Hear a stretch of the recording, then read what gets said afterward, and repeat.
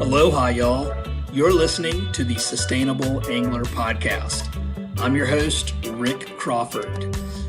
In this episode, I am super stoked to have had the opportunity to interview author and angler Dylan Tomine. We discuss everything from what a good day of steelheading looks like to environmental threats to steelhead, such as climate change and hatcheries, which actually brings up a topic I've never thought about, which is how are South Carolina's redfish hatcheries impacting our own fishery. But the main topic today is going to be Dylan's newly released book, Headwaters, The Adventures, Obsession, and Evolution of a Fly Fisherman. I've had the opportunity to read Headwaters. It's an excellent read for anglers, no matter where you are on your angling evolution. So with that, we'll dive in. Thanks for listening.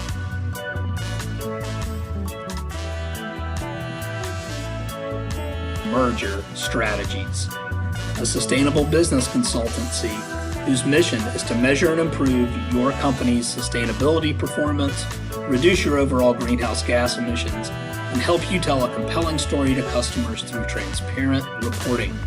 Merger Strategies is a proud 1% for the Planet member, as well as a founding member of the Fly Fishing Climate Alliance. The FFCA has a brand new website you can check out to learn more. It's www.flyfishingclimatealliance.org. And to learn more about Emerger Strategies sustainability services, please visit www.emergerstrategies.com. Yeah, thanks for inviting me. I'm happy to be here. Absolutely. Well, Dylan, I think our paths initially, crossed. Let me back up. I was introduced to you because I read Closer to the Ground while my wife was pregnant with our first child.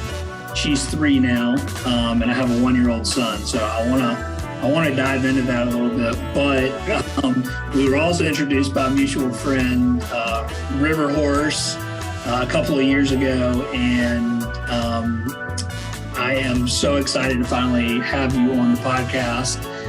So without me doing your own introduction, I thought I'd let you kick that off yourself. For those of you who don't know that Dylan's an author and an angler. Yeah, I'm an author and an angler. And a father and all those other things, not necessarily in that order. But yeah, it's really, I think the fact that we've crossed paths in the past is really just an indication of what a small world the fishing world is, especially the fly fishing world. And then it gets rarefied even further when it's the fly fishing world, conservation world. And the Venn diagram starts, the intersecting part gets smaller and smaller. And so it's good to actually see you in person on video through the miracle of what we've all been kind of reduced to during the pandemic. And it's great to, I think, because we have a handful, or more than a handful, probably, of mutual friends and acquaintances, it just feels real comfortable to be talking with you. Yeah, well, thanks so much. And let's talk a little bit. I do want to kind of go back to Closer to the Ground. And I know that you've got an upcoming book coming out, Headwaters, that we'll dive into, that I've had the opportunity to read a fair bit of. I'll be truthful, and I have not finished it before the interview, but maybe that's a good thing. We won't divulge the whole book on the show. Okay. But I will say, so Closer to the Ground. So for those of you who don't know, your first book, and really takes your family and your kids through the seasons and getting outside and eating locally and harvesting food. And that just, I want to take the opportunity to tell you that just really inspired me when my wife was pregnant. And it's something that as my kids get a little bit older that I intend to do here in the Low Country. We have similar opportunities being on the coast with our oysters and blue crabs and shrimp. And that's just something that I'm really looking forward to. So I just wanted to say thank you for that, and also see if there were any lessons that stood out to you in particular through going through that experience. Well, first of all, I'll really blow your mind. If you read this book 4 years ago and your child is 3 now, I think you said you have a daughter. Yeah. Two things. First of all, I would just say you're right at the beginning of the really fun time. Like, I mean, as they start to get a little more sturdy and dexterous and able to withstand some of the elements and stuff, that. And then their brain development is where, they start to develop the interest and the excitement, the stoke of going out and doing those things. And so I'm a little envious. You're right at the opening salvo of what's going to be like the best adventure of your life. And then to really blow your mind, this is what I was going to say earlier, is if you read the book 4 years ago, in the book, Skyla and Weston are 7 and 3, and I think it takes place over the course of a year, so they're 8 and 4. And Skyla is a senior in high school now. She's she's 18 and is 5'11", and like it's this mind-blowing thing where I'm not even sure they're the same people. And Weston, who was just the little kid with the stutter in the book, is now 15, and he's 6'1" and 180 pounds, and eating me out of house and home. Like you couldn't forage enough food to feed that kid. So yeah, it's pretty mind blowing, I think. And that's the indication, I think, also of just to start with, it took a really long time for me to write that book. And so they weren't that age when it came out either, but it's been out for a while now, and they've just, keep growing, keep getting smarter and bigger and taller and all that. So, and it's also, I think, one of the lessons I've learned since that book is it becomes increasingly difficult to schedule the stuff we did really easily when they were small, and that between homework and school obligations and extracurricular things, and then friends and plans and things they want to do. Both my kids have been involved in pretty high level travel sports, and which you don't know this yet, but is like an all consuming thing of driving to tournaments and weekend trips and daily practices and that sort of thing. And so I will say you're about to enter that sweet spot where the outside obligations haven't increased, and it's a lot easier to actually go out and do those things when the tide happens to be right, or the weather looks good, or, you can kind of let those things make the decisions for you when they're small. When they're older, it's like, can we run out to the woods and pick some mushrooms between, basketball practice and weight training, or between, or between Model UN and volleyball practice. Like you start to get pretty compressed, but it's all good. I mean, I've thoroughly enjoyed. I love watching them play sports and work on those kind of things. So it's not necessarily any worse or better or whatever. It just, the priorities start to shift. So I would say that enjoy the fishing and foraging, over the next few years while you can, when it's still relatively easy. Yeah, well, that is solid advice that I will heed. So another sort of something that I mentioned before that is kind of I'm interested in learning a little bit more about this. And like I said, I'm in Charleston. I'm not sure how many folks here have ever gone steelhead fishing, but could you maybe walk us through what a day of steelhead fishing is like for you on a good day? And we'll start there. Okay. Yeah. There's a fair amount of steelhead fishing in the new book coming out. So I think that's a good segue there. A good day for me is the river's just coming back into shape after pretty good rains and made it muddy and high, and it's just dropping and clearing. I like, 3 to 4 feet of visibility, kind of emerald green color. I try and find spots that are about walking speed with a choppy surface and, rocks about the size of basketballs. And, doesn't necessarily have to be a crack of dawn or last light sort of thing. It's really kind of, a lot of times with winter steelhead fishing, it gets better around noon when the water's warmed up a little bit. And then we will, I had a drift boat for years and we do these floats, but I realized that when you're floating the river, everybody puts in at the same time in the morning and you float down the river in a flotilla of other boats. And so I've more recently, over the last several years, I've taken more to walking into spots. So, early you can go down low in a drift and the boats haven't gotten there yet. And then in the afternoon, you can go upstream to where they haven't been for a while because they've gone by. So out here, like on the Olympic Peninsula, it's hard as hell to find the walk-in. Like, how do you get to these spots? It's a lot easier to scout it and learn it from floating down it in a river. So it takes a lot of asking permission, or Onyx is a really good, the property mapping tool that you can get on your phone. So anyway, so let's say that I figured out a way to get to a spot that I really like, to make it in there through busting brush or whatever. And the first really good sign is that there's nobody else there.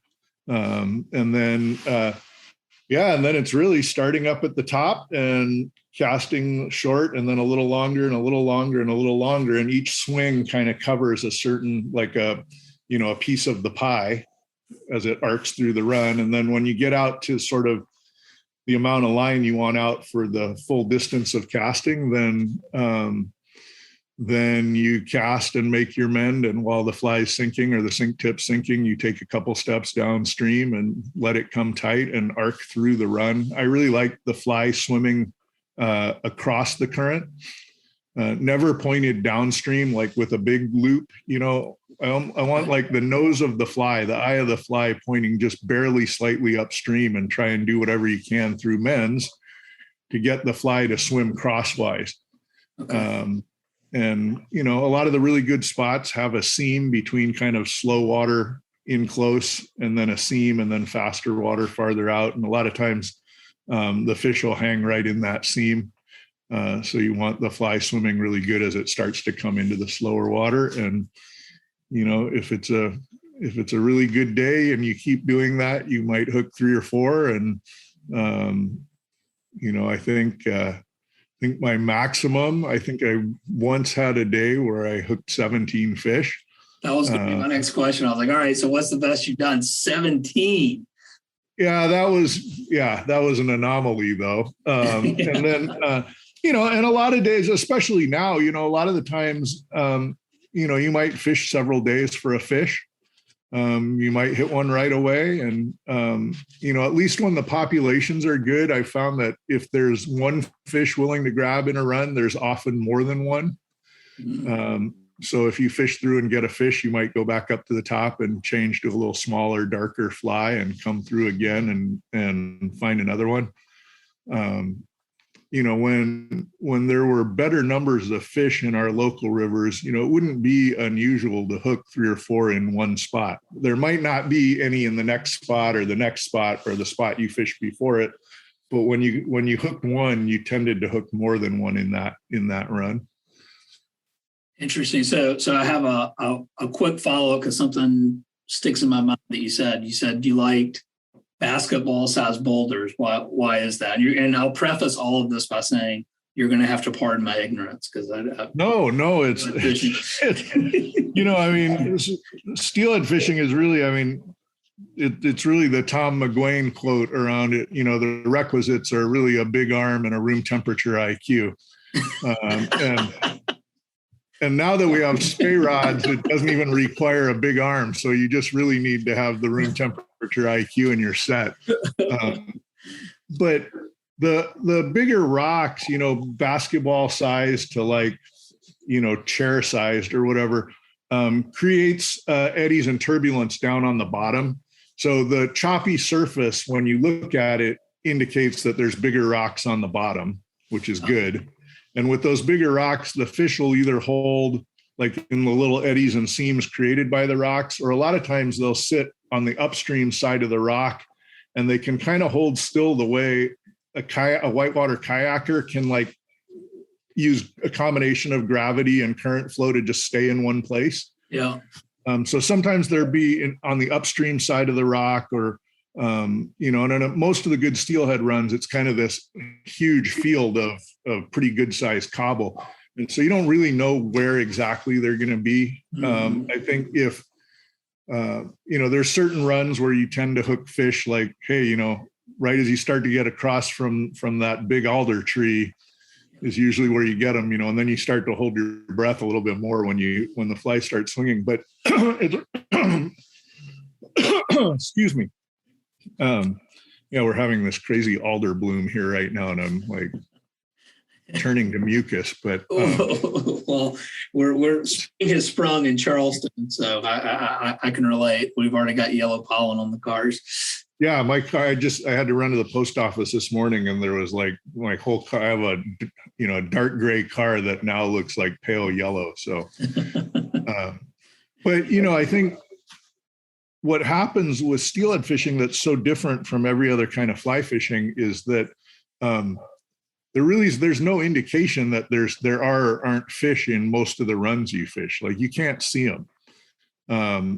Yeah. So, you know, I think I talked about this a little bit in Headwaters in the new book that's coming out, that you know, with dry fly fishing for trout, you're waiting to see kind of a regular rising pattern by a specific fish. And then you're trying to, you know, you see them rising, so you know where it is. And then you're just trying to get that drag-free drift, like, into that spot. Or, you know, with flats fishing, you know, you don't just stand out there and cast randomly, right? You're looking, somebody's pulling or you're walking and you're looking for bonefish or permit, and you see them. And you cast to them. Tarpon, same thing. You know, you see the fish coming, you cast to them.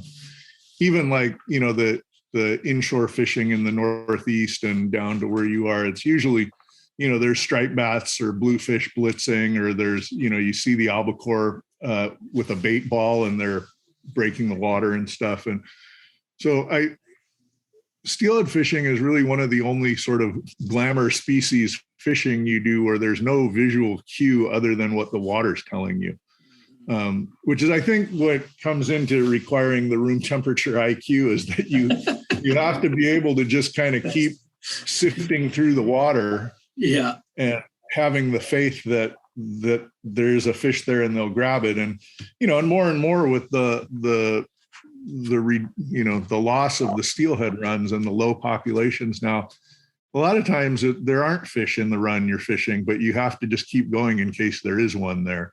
So you're more or less canvassing areas to be like, okay, I'm going to work this entire area, and if I put my fly through this entire, you know, work my way down a run or up a run, I don't know which way you're going, but you can canvass an area versus sight casting to a rising trout or a tailing redfish or whatever. Exactly. So you work from upstream to downstream. So you start at the top of the run and work your way downstream, and then I usually between. Oh, right. Because how would this fly swing? That was a dumb question.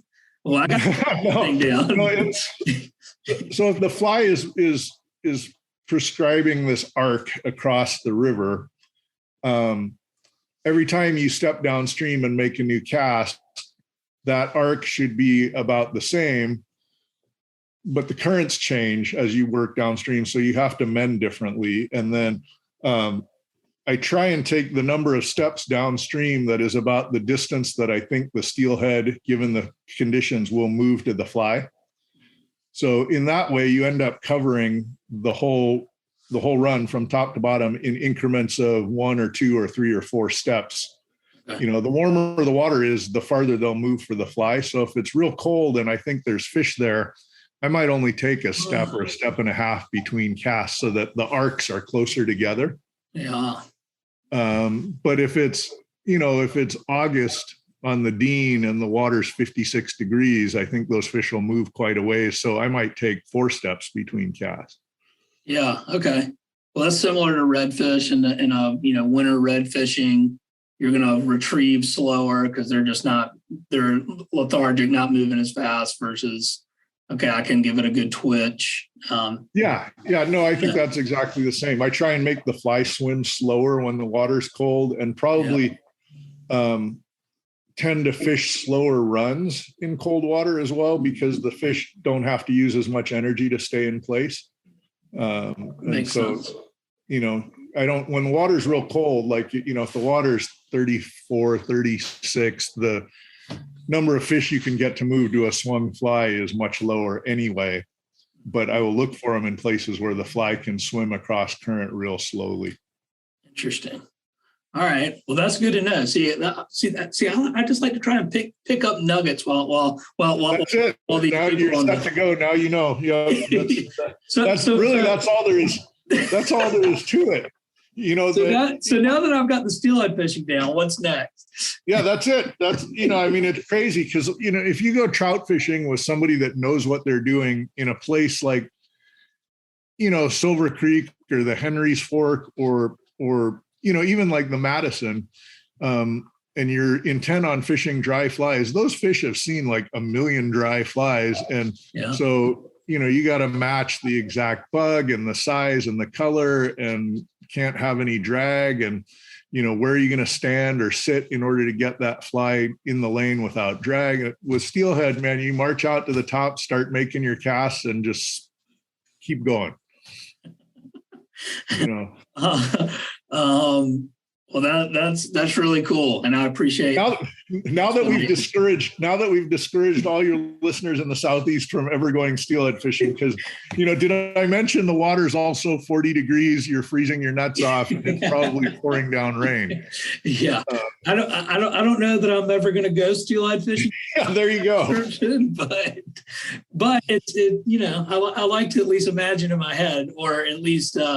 Be able to read your words in Headwaters, which we're still going to get to. I kind of want to save that for last, because I have some specific things to talk about there. But sure. All right, so steelhead. I know this is going to be a loaded question, and we're going to go ahead and get the ugly stuff out of the way. Most anglers in the Southeast, have seen pictures. They understand steelheaders sea run. They're basically sea run rainbows, right? I mean, more or less. But speaking for myself and probably a lot of anglers down here, that's about the extent of it. Which is why I was curious about asking you the original question. But what is threatening steelhead today? And I'm just going to stop there. Sure. What isn't threatening steelhead today? On the West Coast, we're in the middle of or maybe closer to the end of a precipitous slide in steelhead populations. I mean, we're potentially looking at extinction. I mean, it's really bad right now. The runs have been historically low, all-time low, catastrophically low for 3 years in a row, from Northern California up into the Skeena and British Columbia. And they're all suffering from different localized problems. From California's like lack of water and dams. In Oregon, there's logging practice issues and habitat degradation. Hatchery issues everywhere up and down the state, as far as the science has been pretty clear that when you introduce hatchery genetics, that the wild fish decline rapidly. And then the trouble with the hatchery fish is because they inbreed and are selecting themselves genetically for traits that help them survive in the hatchery rather than in the wild. Hatchery programs, every few years, the numbers start to really decline, and you have to add wild fish genetics back to them to kind of prop them back up. But the hatcheries, if they're driving the wild fish to extinction, are really driving themselves to extinction as well. And so it's not a sustainable in any way practice. And so we have hatchery problems in the rivers all up and down the coast. Here in Washington, I think in a lot of the rivers, the limiting factor why we're not recovering fish, there's a lot of unused habitat. Like, there's a lot of groups working on improving habitat, but the fact is there's also lots of unused habitat because the populations have crashed so much. And then, on into British Columbia. So the Skeena River, which has, much less human caused problems than the rivers down here. I'm talking, the Skeena is kind of like the Valhalla of steelhead fishing. And it's the main stem Skeena, but it's the Bulkley, the Maurice, the Kispiox, the Sustut, the Copper, the Babie. I mean, it's all these famous steelhead rivers all feed into the one mother river, which is the Skeena. Last year they had the lowest run in all the years they've been doing a test fishery there. And, the local problem there really seems to be ocean harvest of Skeena steelhead in the Southeast Alaska salmon fisheries, that they're intercepted before they get to the river. There's some in-river sockeye gillnet fisheries, salmon fisheries that also intercept a lot of the steelhead. So there's these localized problems sort of in every watershed up and down the coast. And then on top of it, we have declining ocean productivity. Yeah. At the same time that we're really increasing the number of hatchery fish that are being released into the North Pacific. And so that's California, Oregon, Washington, Idaho, British Columbia, Alaska, and it's Russia, Korea, and Japan. And cumulatively, we're exceeding carrying capacity for the North Pacific. So I read just recently that there's more juvenile salmon and steelhead in the Pacific Ocean than ever in the history of the world. And they're producing fewer adult salmon and steelhead to return to the rivers than ever in the history of the world. And the fact is there just isn't enough food. Like, we're putting out so many babies that they're eating up all the food and aren't surviving to come back as adults. I forget how many billions of hatchery fish we collectively release into the ocean, and it's having a huge impact. There's also some weird things going on in Eastern Russia or the Western Pacific. The pink salmon population is exploding over there, and that's contributing to there being too many juvenile salmon out in the ocean as well. So you're probably sorry you asked, and if you're listening to this podcast, I hope you're still with us. But it's a combination, I think, of localized and regionalized specific problems, whether it's hydroelectric dams or hatcheries in the rivers or habitat degradation or, harvest if we're catching too many of them in the rivers, either sport fishermen or tribal fisheries or whatever. But I think one of the really huge things that people are just starting to look at more deeply is the cumulative effect of all these hatchery fish just being sent out to the ocean. Yeah, because it's more, it just, without understanding the science behind it, but common sense is kind of like, well, you're kind of just dumbing them down. Like they don't like, it's like catching a wild, this is maybe a bad comparison, but it's just what I know. I used to live in Wyoming. So, catching a wild cutthroat trout is a remarkably different experience than when I moved back east. I went up to North Georgia, and not to knock North Georgia. I'm from Georgia, but you go catch a farm raised trout, basically a pellet pig, and even though that is a huge fish, it's just a thud. It's just like you're hooked to a log. It doesn't have the wild. Your rod turns electric when it's a wild fish. Yeah. Oh, for the angling experience, for sure. But I think that also extrapolates to the survival ability of those fish. Yeah. That, if a wild steelhead is like a wild wolf, the hatchery steelhead is like a chihuahua. It's been domesticated and you need to feed it and it need to take care of it. If you just turned it out in the wild, it would perish. Right. Yeah. And so I think that's a huge part of it, is that the genetics, because the hatchery fish end up spawning with the wild fish, in the first generation alone of a mixed, if you have one hatchery fish and one wild fish that spawn together out in the wild, the survival return rate of their offspring is like as much as 30 to 50% fewer fish are able to survive just after one generation of receiving some hatchery genetics. So it's a short-term fix so that you could have fish to fish for, but in the long term, hatchery fish trend toward zero, and they make the wild fish trend towards zero at the same time. So the longer you do it, the fewer fish you have. I wonder if and I don't know this. This is kind of an aside that I'll dive into, and if I find some info, I'll send it your way after the interview. But I know that there's actually redfish are released, hatchery redfish are released here, and I wonder what the impact that's having. Anyway, that's a whole other conversation. I would be concerned.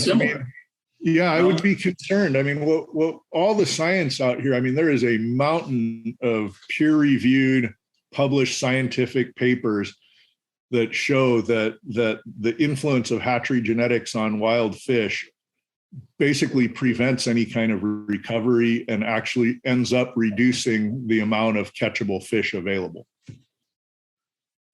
So this is total speculation, but I was having a conversation the other day with a friend of mine, and we were talking about redfish because we were red fishing, and we were like, I wonder, like, why do, so we have, vast marsh ecosystem here, and those redfish, it's a nursery for them, but for the most part, when they get big enough, 30 plus inches or so, they're going to go out to sea to spawn.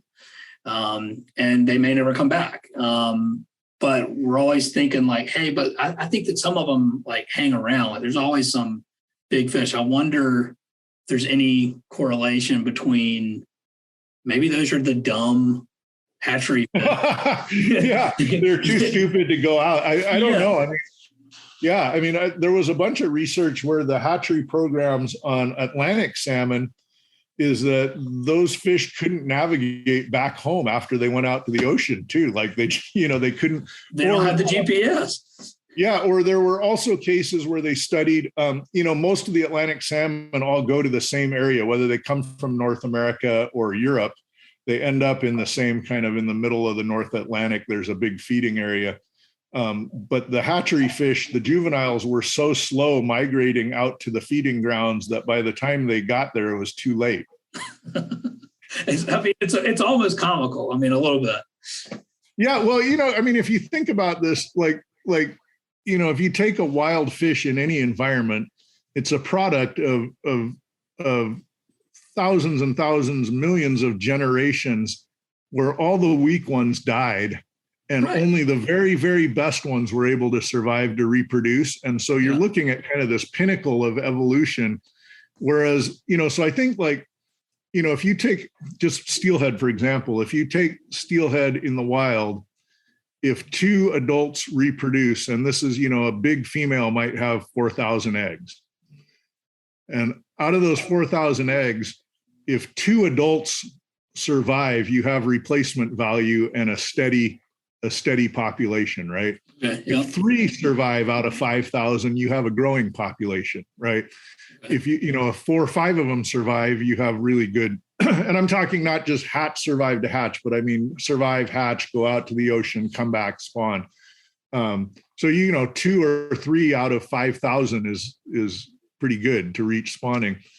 In the hatchery, they have the eggs, 99% of them survive, and they're in these perfectly aerated tanks with temperature controlled water and everything. So all the stupid and lame ones survive too. Whereas in the wild, the ones that are weaker can't even make it out of the gravel or hatch from their eggs in huge numbers, and so It's sort of Yvon Chouinard talks about devolving, like those fish. It's the opposite of evolution, that they're devolving, and I think that's what happens when you start artificial propagation of fish. It's like I think the bumper sticker, like, "Hey, you out of the gene pool," that's kind of it's kind of like that, I mean.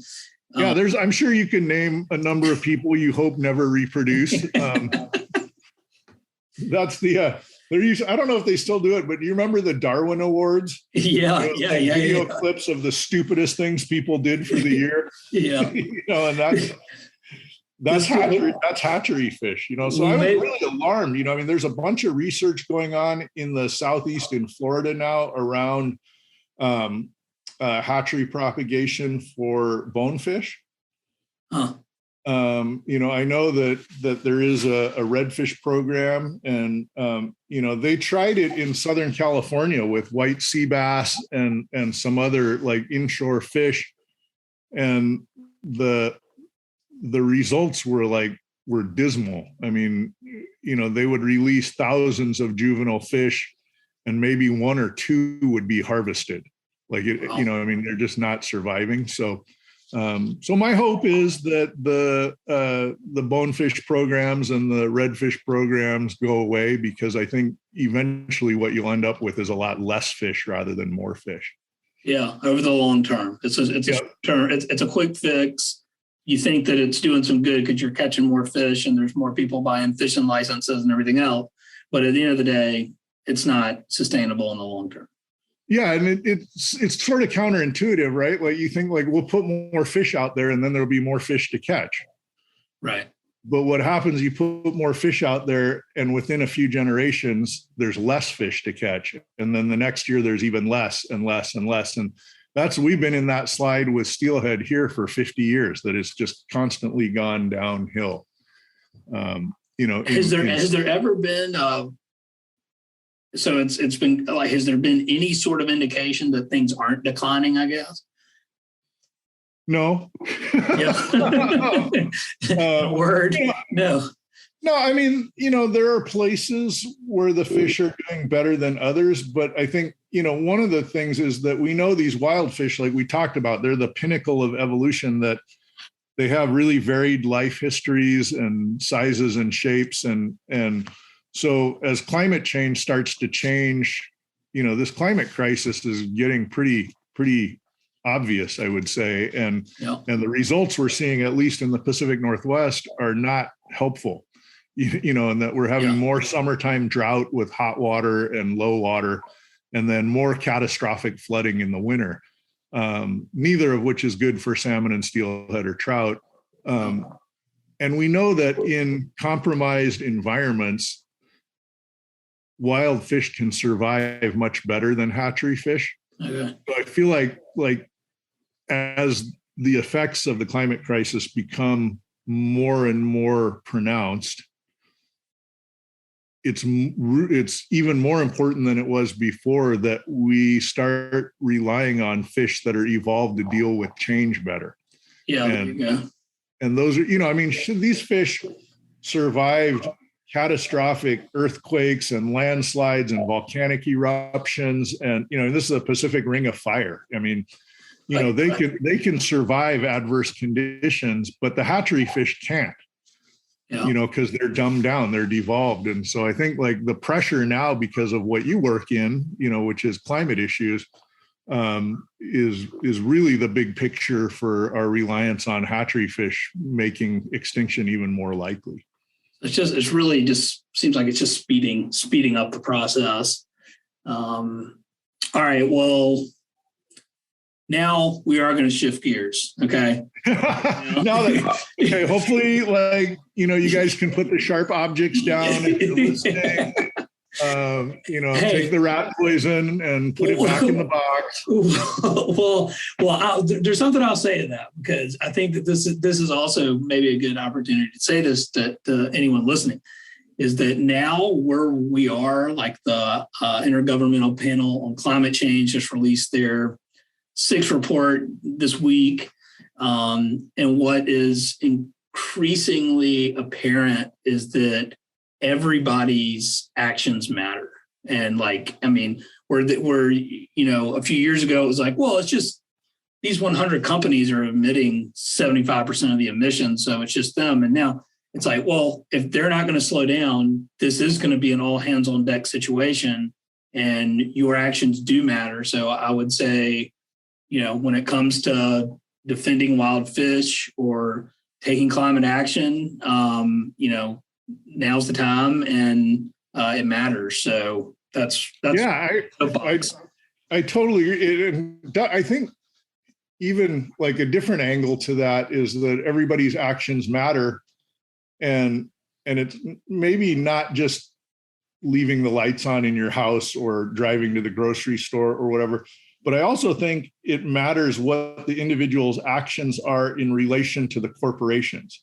So who you choose to buy products or services from, I think makes a huge difference, much bigger difference than your own personal usage, because then you start to, corporations, manufacturing corporations especially, they need customers, and they're going to change their habits based on what their customers want. And so if enough of us, through some combination of just changed buying practices or, outright boycotts of certain corporate companies, to whatever it is, that I think that collectively, more than our individual actions, we can impact some of those top 100 companies that are emitting the most carbon or whatever it is, that we actually have an impact there in a way that has much probably bigger impact than the mileage of your car or whatever it is. Yeah. Yeah. I think it's all that. I think it's an all hands on deck situation. But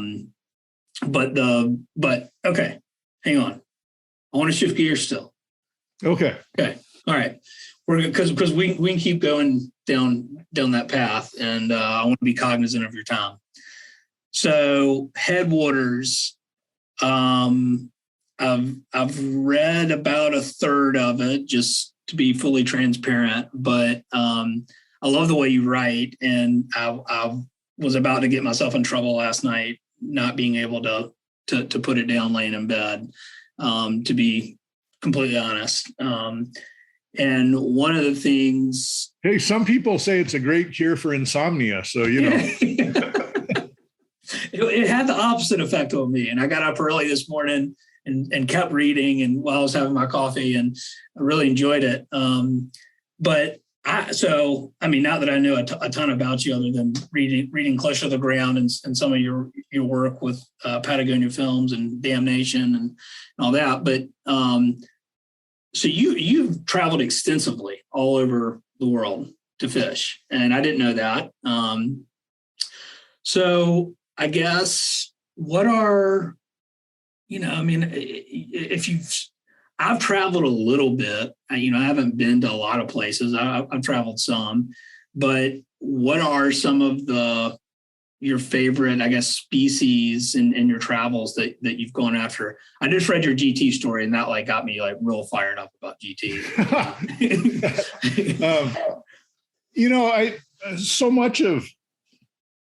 I think a big part of Headwaters is about the evolution,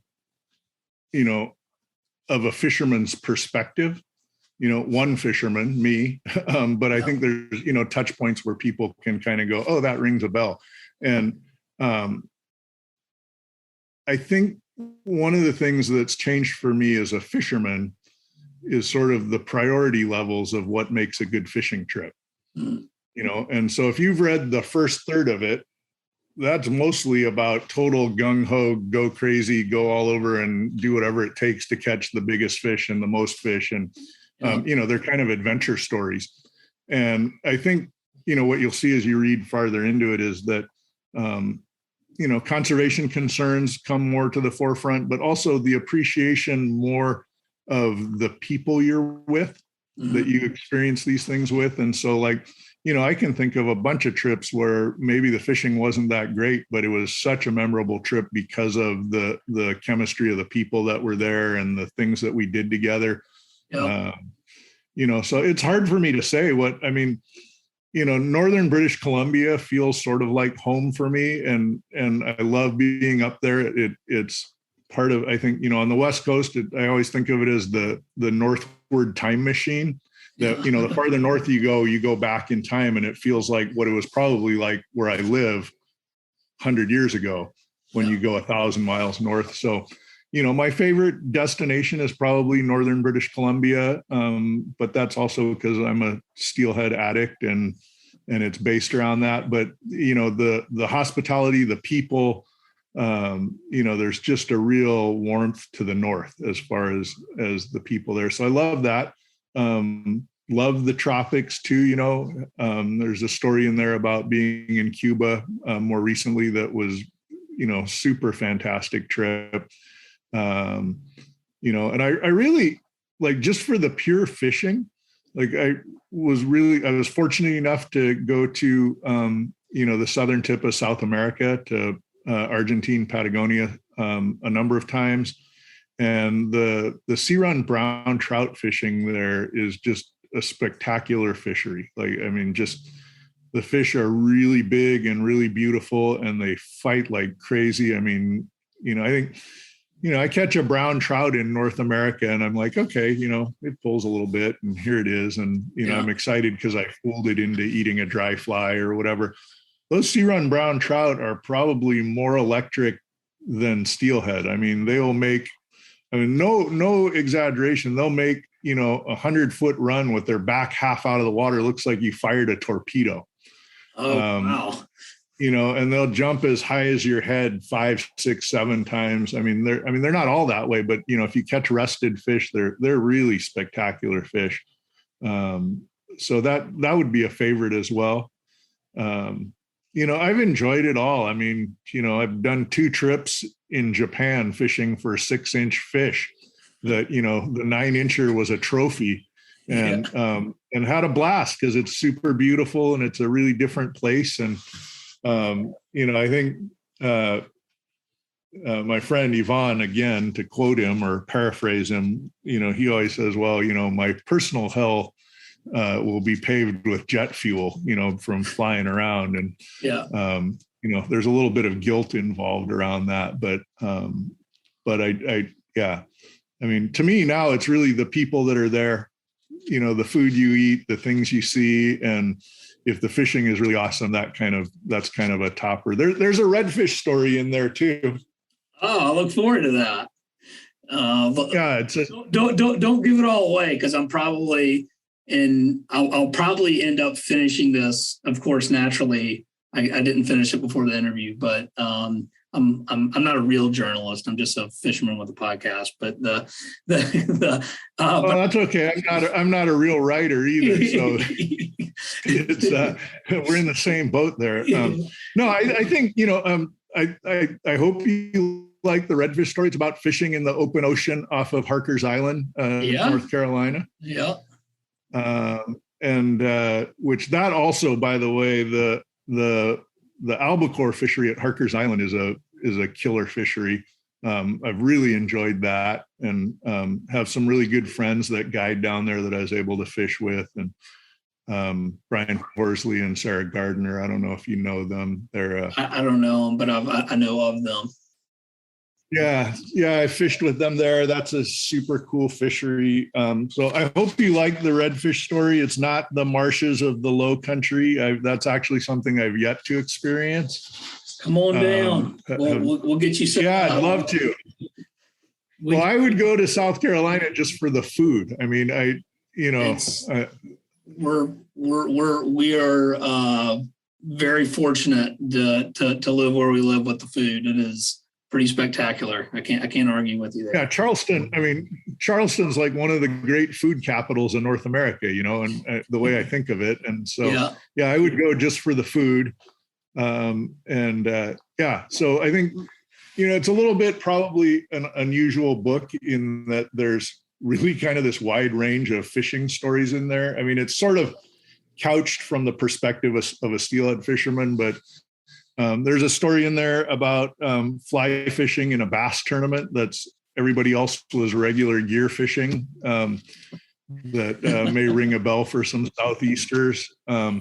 There's a fly fishing love story in there, which I think is highly unusual. All right. Yeah. So I hope you find the time to read it and enjoy it. And the people listening to this, I hope you like this. I hope you all like this book, because it's been kind of a labor of love. Well, I can, for me personally, I mean, I like to read fishing stories, obviously, as an angler, but yours are particularly good. And I love the way the way that you end them all is so unique. I don't know. It's just like, it's one of those things where it's like, I can recognize I could never write like that, but I can, like, when I read it, I'm like, God, this is like, I don't know. I can't put my finger on it, but it's like, this is really good writing. Like, this is amazing. And, I'm being serious. I'm not saying this to do whatever. That's how I feel about it. Like, the way that the stories end have this unique character or something to them that it's always like, I kind of like end each story with a little smirk on my face. I'm like, yeah. Well, that's. I thank you for the kind words, and that'll put you in a category of two. That's you and my mom. But no, it's nice to hear, and I feel really fortunate that there's been a bunch of really good reviews of it. People have been very kind to the book so far, and so I'm excited for it to actually be born. It feels like I've been working on it I have been working on it in one way or another for 20 years. So the fact that it's soon to be out in the world is kind of scary, but it's also, I'm really looking forward to it. When is the official release date, and where can people pick up a copy?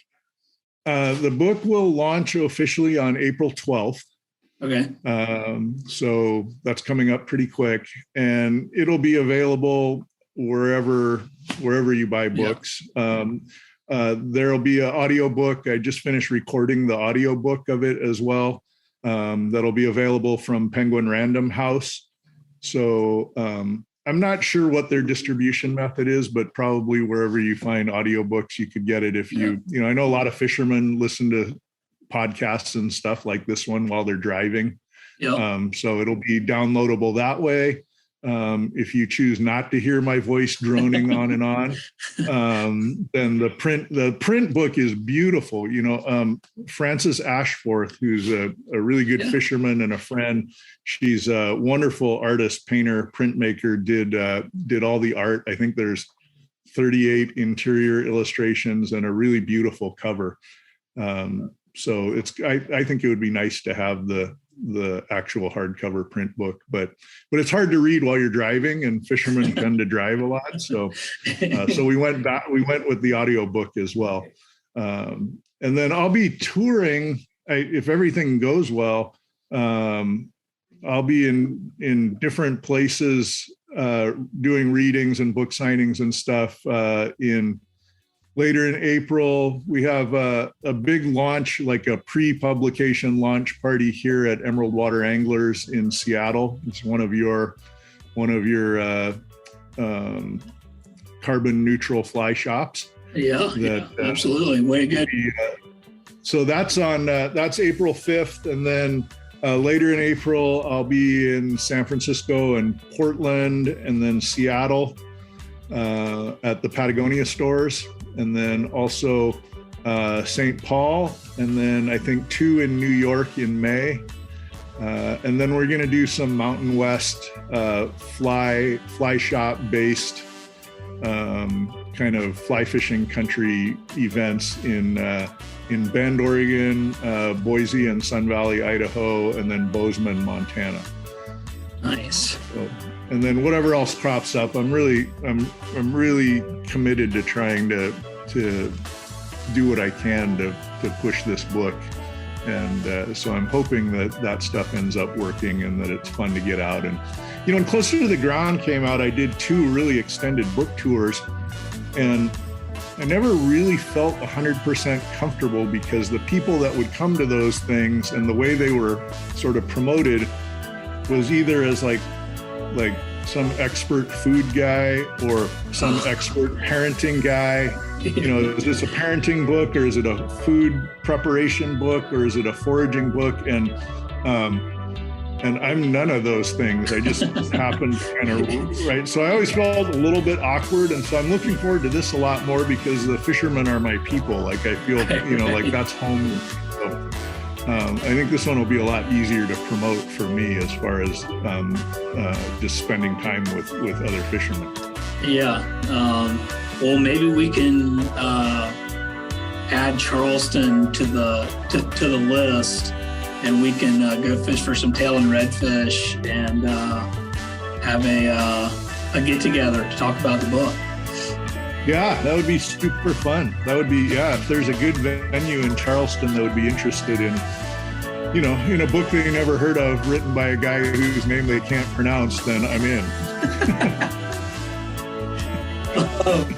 Well, that's awesome, Dylan. I think that is probably a really perfect note to wrap, but